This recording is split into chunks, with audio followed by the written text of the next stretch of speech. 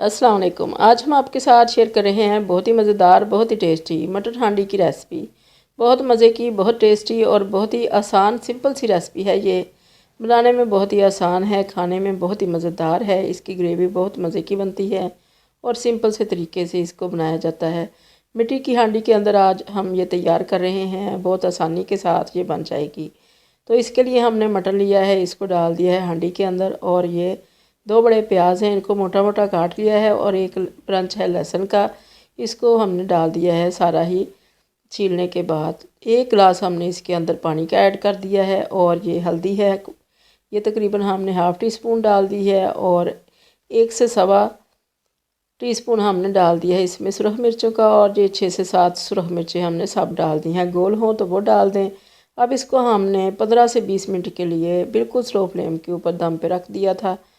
गोश्त को कवर करने के बाद तो इसके अंदर काफ़ी प्रेशर बन जाता है हांडी के अंदर, तो ये प्रेशर कुकर की तरह से बहुत जल्दी से गोश्त हमारा गल चुका है। ये हमने 2 बड़े टमाटर लिए हैं, गोल गोल स्लाइसिस में काट लिए हैं। इस तरह से अगर स्लाइस काट लें तो बहुत अच्छे, बहुत जल्दी से ये मेल्ट हो जाते हैं। तो अभी पानी काफ़ी है तो हमने इसके अंदर टमाटर ऐड कर दिए और साथ ही पानी ड्राई हो जाएगा और साथ ही हमारे टमाटर जो हैं ये भी अच्छे से घुल जाएंगे। आँच को हमने फुल कर दिया है। जब हमने दम पे रखा था गोश्त को गलने के लिए, हमने आँच को पहले तेज़ किया था 1 मिनट के लिए और बाद में जैसे ही वो पकने लग गया पानी या गोश्त तो हमने इसको आँच को बहुत हल्का कर दिया था और ऊपर कवर कर दिया था, तो अंदर ही अंदर हमारा गोश्त बहुत जल्दी से पक गया। तो अब ये इसका पानी ड्राई हो चुका है, आँच फुल हमने की हुई है। अब इसके अंदर हमने तकरीबन 1/4 कप डाल दिया है घी का। ऑयल हम नहीं इस्तेमाल कर रहे, घी के साथ बहुत अच्छा टेस्ट आता है गोश्त के अंदर, ढाबों की तरह से, जैसे कि ढाबा स्टाइल होता है।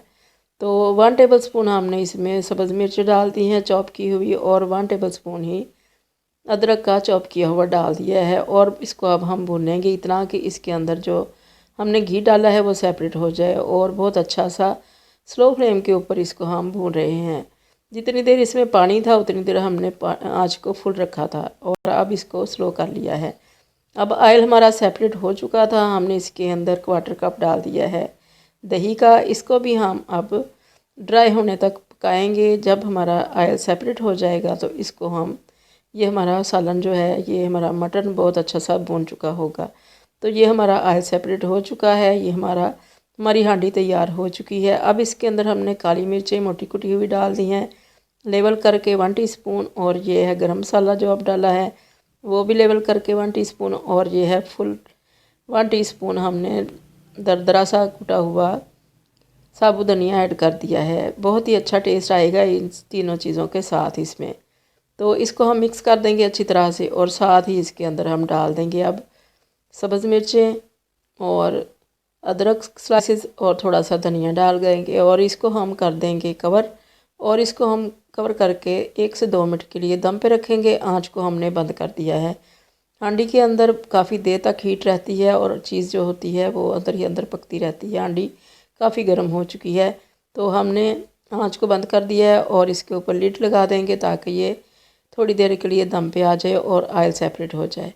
तो ये हमने एक छोटी सी हांडी के अंदर इसको 2 मिनट के बाद शिफ्ट कर लिया है सर्विंग के लिए।